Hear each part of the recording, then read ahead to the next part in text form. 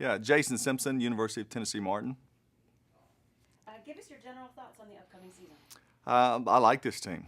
It's hard. I've been in a place for 10 years, and we're always cautiously optimistic. But some publications you're going to see that we've only got 9 starters coming back. We don't think that's the case. Our senior class last year we lost 20. This year we have 20 seniors again. So we've got plenty of experience. We think there's more 15 to 16 starters returning. So it all come down to our quarterback play because we do have a new guy at that position. But we've got some players, so I'm excited about it.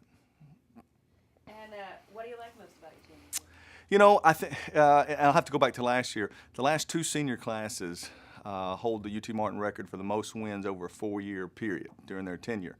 And last year's class broke the year before that's class.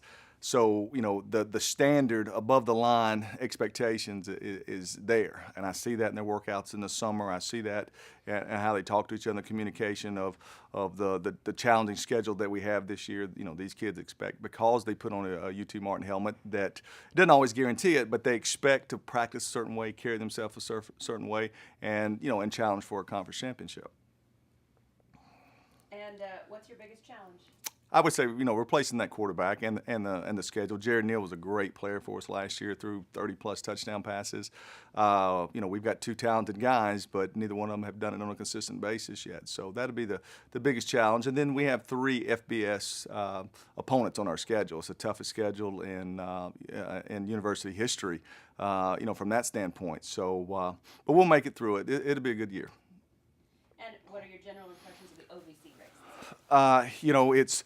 I'm more impressed. You're always going to put Jacksonville State and Eastern Kentucky based on their tradition, and then Jacksonville State based on the last 2 years certainly. But I think you're going to see 3 new coaches in this league. That the bottom half of the league is the distance between the bottom half to the top half is going to close. The emphasis of football, every time a chancellor lets go of, or an athletic director lets go of a coach, expectations are raised and more money are put into those programs. And so, being the longest tenured coach in the league, that's normally the trend, and you're going to see other programs, compete and contend for that championship as well.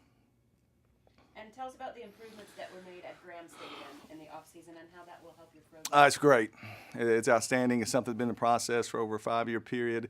To be able to look out my window and see that 4-story building on the back of that stadium gives it a totally different feel. From a recruiting standpoint, to be able to not just talk about it, to be able to show a recruit and his family the commitment that the university has, that the administration has to our football program, is going to be huge as we go forward. This is going into my 11th year, so what I wish I had this early. Certainly I would have the previous 5 years, but we're very excited, and the community's excited, and alum, and they should be. Something to be proud of. And what will it take for your team to be the champion this season?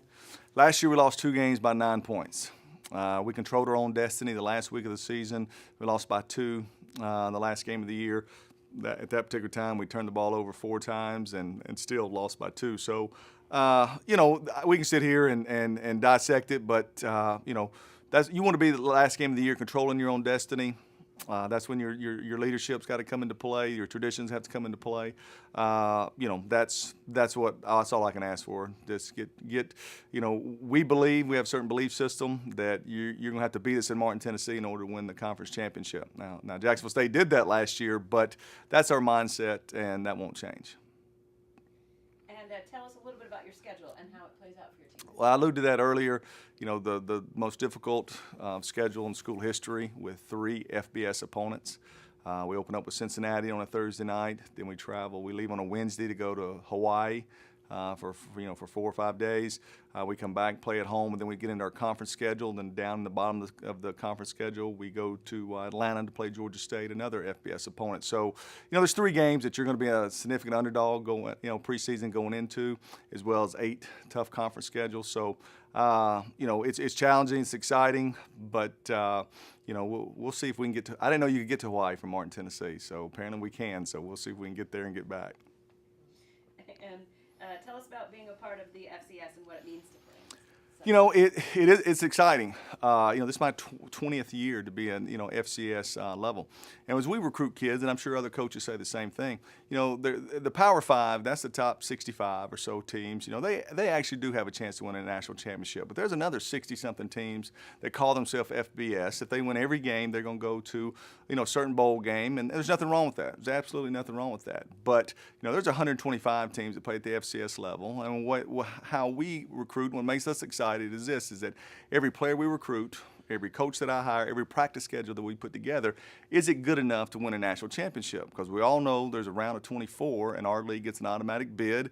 And I think Beth said that 5 of the last 6 years, at least 2 of our teams have been in that round of 24, and that gets down to, a true national champion. So that's exciting to be able to play for those kind of, those things at stake.